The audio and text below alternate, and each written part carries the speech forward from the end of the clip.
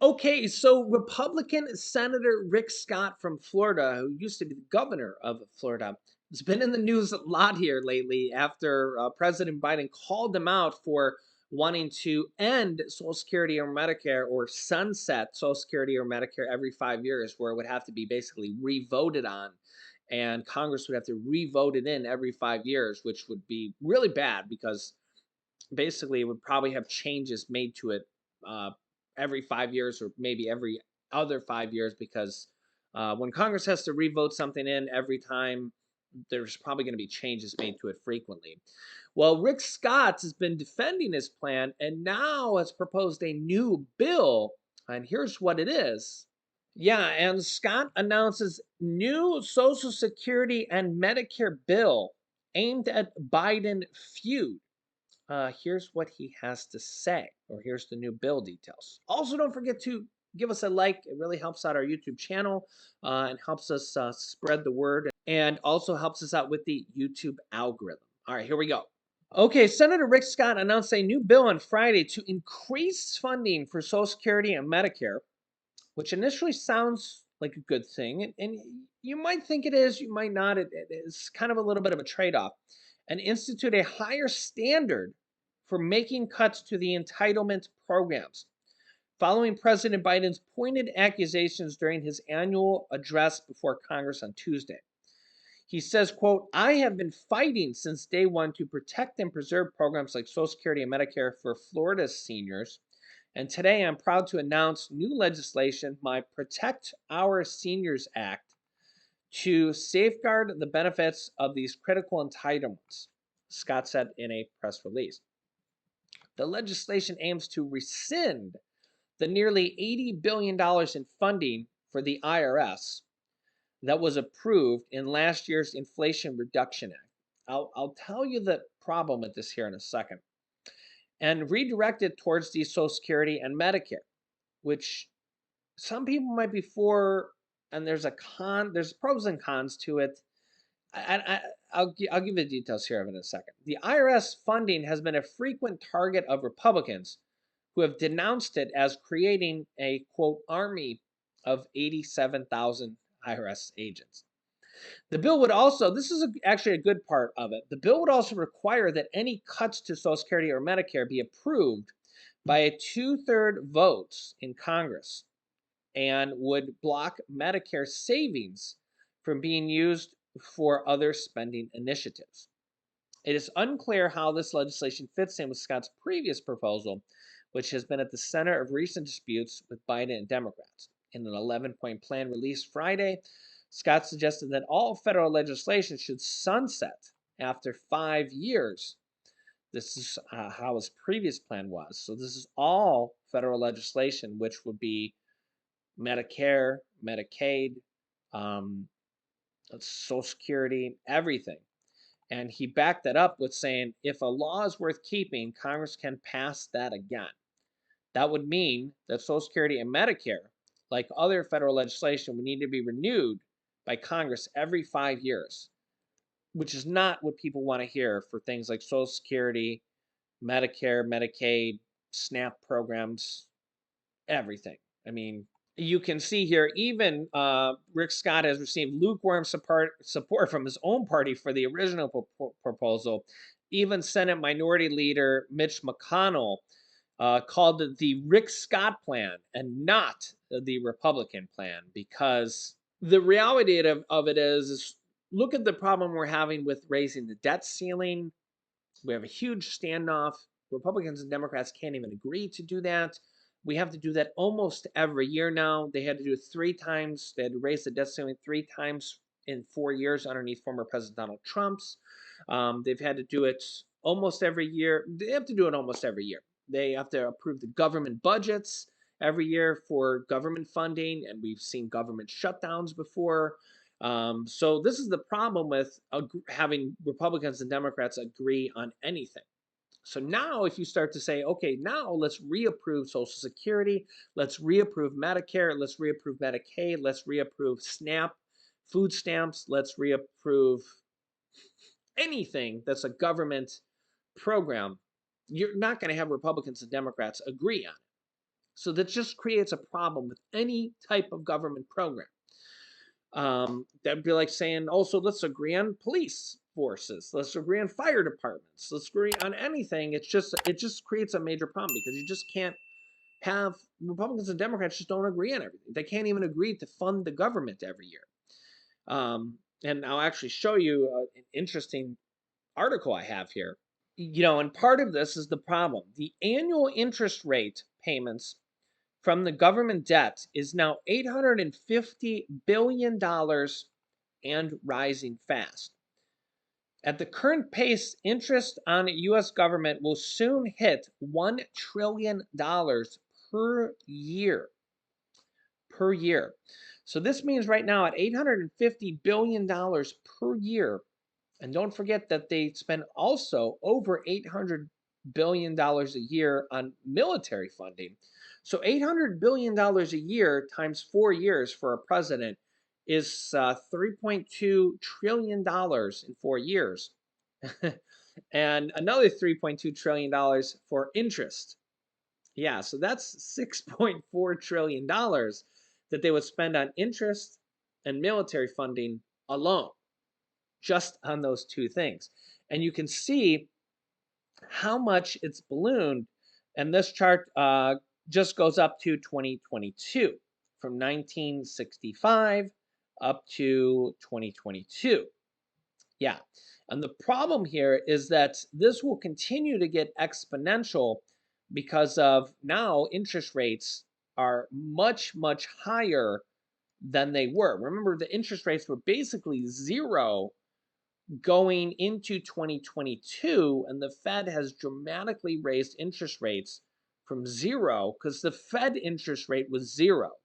And now which is basically the bank to bank interest rates and what the government borrowed interest at, the government lending rate was zero. And now it went from zero to like 4.5% is the government lending prime rate. Okay. And that's why we've seen mortgage rates go from under 3% to like 7% at one point. They've actually come down a little bit since then, believe it or not. But you can see how much debt has gone up and has actually spiked up exponentially now because of the interest rates, how much they've hurt actually. So interest rates have actually dramatically made the interest on the national debt much, much more. And this is why the government will not want to keep the interest rates high for very long. They're just going to want to try to bring down inflation and then lower them as soon as possible, believe it or not, because, yeah, it's very bad for the government. Now, the problem is that the Fed is actually a separate entity from the government. And Jerome Powell, the head of the Fed, actually, he's not the one who just votes on it himself. There's actually all the Fed presidents vote on it. They kind of have a board of directors that vote on it. So, and again, it's not like it's money coming out of their pocket. It's the government's. Okay. So when you think about treasury bonds, and so I had a question, or I see this question a lot. Who does the government owe money to? Who does the government owe money to? The government actually could owe money to you. So if you have treasury bonds or T-bills, or if you own mutual funds, your mutual fund could actually own government bonds inside of them. The government could actually owe money to you, believe it or not, inside of those mutual funds. Or if you have treasury bonds or T-bills, the government could actually owe money to you. And those are paying significantly more money now than they did like a year ago because of how much interest rates have gone up. Savings accounts are paying more money now. CDs are paying more money now. Money markets are paying more money now because interest rates have gone up. Banks are getting more money now on car loans, on mortgages, mortgage rates, and things like that. Credit card interest rates have gone up now. So there's a lot more interest being paid everywhere. So it's good and bad, depending on which side of the case you're on. Yeah. But you can see here, if they actually repealed the $80 billion from the IRS, it would actually cost the government more money than the $80 billion because it actually brings more money in than that $80 billion.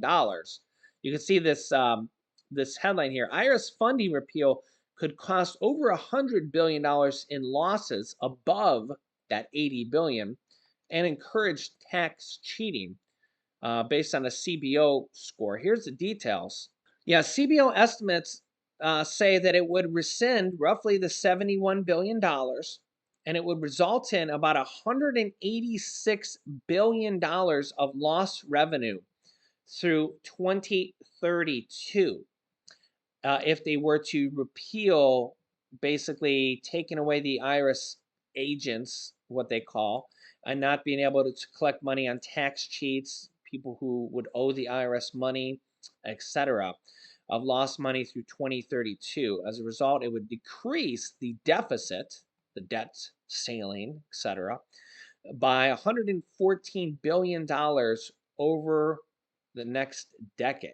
And you can see here is actually, so if we're worried about the debt to the country and the debt ceiling, actually taking away that almost $80 billion to the IRS would actually add an additional $114 billion on top of that, because hiring those IRS agents actually brings in $114 billion on top of the $71 billion that it costs.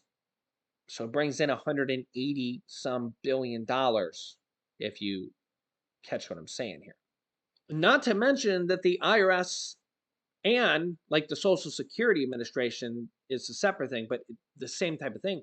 They need people to answer the phones. If you try to call them, it's a nightmare most of the time. They don't have enough people to answer the phones.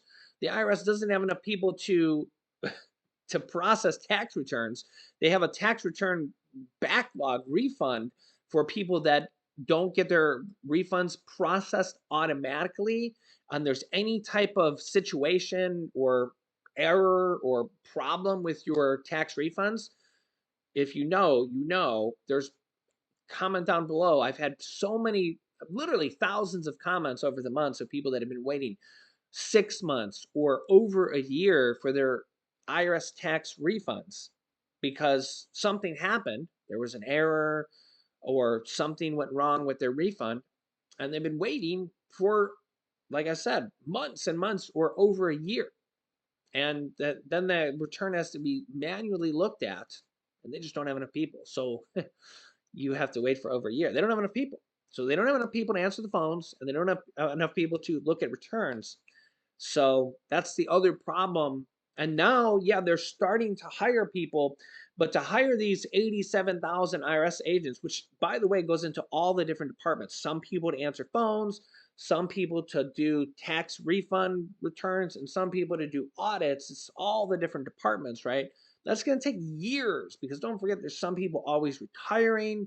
There's some people always quitting. There's some people always moving to other higher paying jobs. The IRS actually doesn't pay that well in comparison to other private companies. You have to have these degrees for most of this stuff, and et cetera, et cetera. So when it actually comes to like how many net plus jobs they're gaining, they're probably only gaining a few thousand per year. So they're going to try to gain, I think that the last time I seen it was 87,000 by the end of 10 years.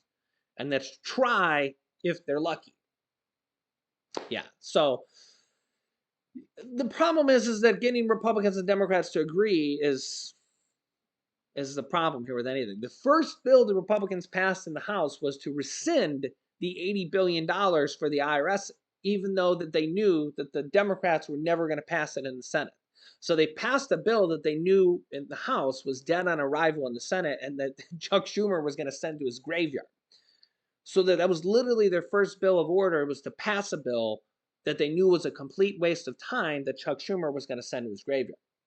They literally knew it had no chance of passing, that Chuck Schumer wasn't even going to send it up for a vote. Just like Mitch McConnell did for years and years, just send it to his graveyard, just put it in the bottom drawer of his desk and never send it to a vote. Mitch McConnell was famous for doing that and used to laugh about sending it to his graveyard. Well, now Chuck Schumer has his graveyard. Don't forget, Kevin McCarthy can do the same thing. If the Senate passes a bill first, he can send it to his graveyard. Remember, a bill can start in the House or the Senate first.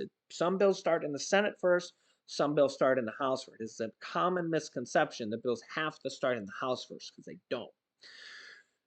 But the problem is that Republicans and Democrats have to agree on all this stuff, and that alone is a nightmare. And remember, one of the biggest things they have to agree on is actually passing and raising the debt ceiling so our country doesn't default and Social Security payments continue to go out and Medicare and Medicaid continue to function. All this government stuff. That right now is nowhere close to happening. So let me know your thoughts here, and I'll keep you up to date here on all this stuff here on our YouTube channel. So if you haven't yet, make sure to subscribe and click the bell icon after you subscribe. And thank you so much for clicking the like button and sharing these videos so you help our YouTube channel grow.